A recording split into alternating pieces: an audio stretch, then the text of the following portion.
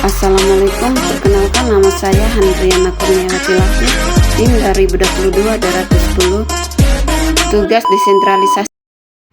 Di sini saya akan menjelaskan materi tentang keuangan daerah. Kecenderungan pasca program reformasi ekonomi di berbagai penjuru dunia pada tahun 1980-an dan 1990-an adalah adanya desentralisasi ekonomi. Desentralisasi ekonomi ini berbeda dari desentralisasi politik, meskipun sangat terkait erat, yang berarti desentralisasi pengambilan keputusan di bidang ekonomi dalam perekonomian nasional. Keterkaitan utamanya dengan desentralisasi politik terletak pada desentralisasi pengambilan keputusan yang pada intinya tentu merupakan program-program. Ada 6 jenis desentralisasi ekonomi, yaitu desentralisasi fisikal, desentralisasi pengambilan keputusan manajemen publik, proliferasi lembaga penyedia layanan yang didukung dengan pembiayaan campuran swasta atau publik, pelayanan publik yang dibiayai negara kepada orang, organisasi nirlaba atau komersial swasta, alokasi dana publik, dan privatisasi aktivitas sektor publik dengan liberalisasi sektor-sektor yang dimonopoli pemerintah. Hubungan yang sangat kuat antara desentralisasi fisikal dengan devolusi. Ketika desentralisasi fisikal berarti pemerintah atasan penyerahan pengaruh atas keputusan anggaran dan pengeluaran kepada pemerintah bawahan, maka seharusnya didahului oleh adanya desentralisasi politik. Desentralisasi fisikal tanpa desentralisasi politik, maka sulit mewujudkan ada desentralisasi yang benar-benar mampu mencerminkan kepentingan dan aspirasi daerah. Desentralisasi fisikal membutuhkan adanya akuntabilitas terhadap masyarakat dan lembaga daerah ketimbang terhadap atasan di luar daerah. Devolusi juga membutuhkan adanya desentralisasi fisikal untuk menopang kemandirian pemerintah daerah dalam mengatur dan mengurus fungsi-fungsi yang dilembanya. Ada 3 sumber daya yang harus mampu dikelola oleh pemerintah daerah guna mencapai tujuan yang telah ditentukan, yaitu pengelolaan atas pegawai dan keuangan, serta adanya dukungan politik. Kemampuan pemerintah daerah untuk menyediakan layanan publik sangat tergantung pada kemampuan keuangan. Tanpa uang, pemerintah daerah tidak dapat membayar pegawai, perlengkapan dan peralatan, serta berbagai kontrak penyediaan layanan lokal. Dengan demikian, desentralisasi fisikal dan devolusi tampak sebagai 2 sisi yang berbeda, sehingga desentralisasi fisikal menuntut adanya devolusi dan begitu pula sebaliknya. Dalam kerangka devolusi, desentralisasi fisikal berkaitan dengan 2 hal pokok, yaitu kemandirian daerah dalam memutuskan pengeluaran guna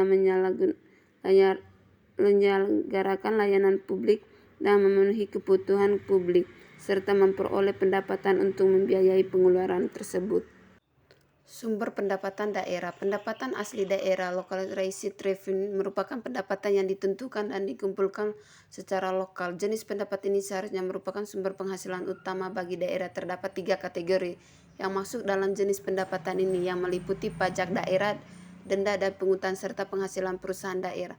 Pajak daerah oleh banyak pihak dipandang sebagai jenis penghasilan utama yang diperoleh daerah. Dalam hal ini, umumnya pemerintah pusat menentukan pajak mana yang dapat dipungut oleh daerah di banyak daerah. Pendapatan transfer. Dalam beberapa waktu terakhir, banyak pemerintah daerah semakin bertambah tergantung pada dana atau bantuan yang ditransfer oleh pemerintah pusat. Kecenderungan dipicu oleh fenomena ekonomi politik. Penyebabnya bisa di berbagai macam, mulai dari bertambahnya tugas yang diberikan oleh pemerintah pusat kepada daerah, atau bertambahnya penghasilan pusat melalui pajak penghasilan, dan maupun semakin meningkatnya ketidakcukupan sumber-sumber lokal untuk memenuhi peningkatan kebutuhan pelayanan publik. Dana transfer dari pemerintah atasan ini meliputi bagi hasil, bantuan, dan alokasi anggaran langsung.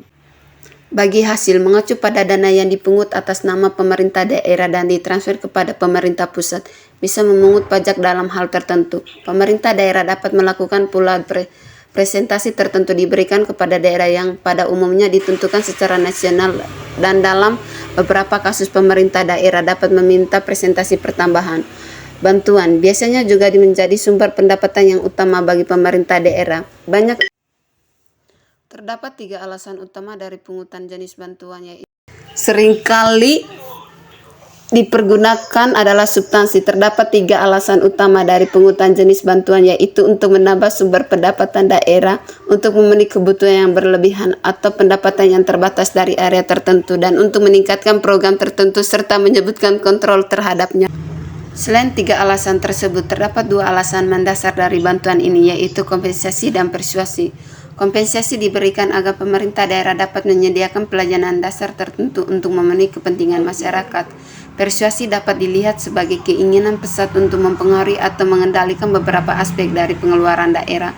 Bantuan ini dipergunakan untuk meningkatkan pengeluaran dalam pelayanan tertentu, misalnya untuk memaknai minuman standar atau mendukung dewan untuk menerapkan inisiatif kebijakan pemerintah pusat, dan pada umumnya untuk mengarahkan sehingga daerah tidak berpaling ke arah lainnya. Eksternalitas ini terjadi ketika layanan yang diberikan dan dibiayai oleh pemerintah daerah tertentu juga dimanfaatkan oleh anggaran pemerintah daerah lainnya dengan tanpa memberikan kontribusi, karena pemerintah daerah yang melayani tersebut menanggung semua biaya namun hanya penghasilan sebagian tertentu saja, maka ia hanya menyediakan layanan yang terbatas. Jika masyarakat tidak dapat memberikan kompensasi atas hal ini, maka situasi ini dapat dikoreksi oleh pemerintah yang lebih tinggi dengan mensubsidi penyediaan layanan tersebut melalui perluasan eksternalitas dengan menentukan tingkat subsidi dan rasio penyesuaian.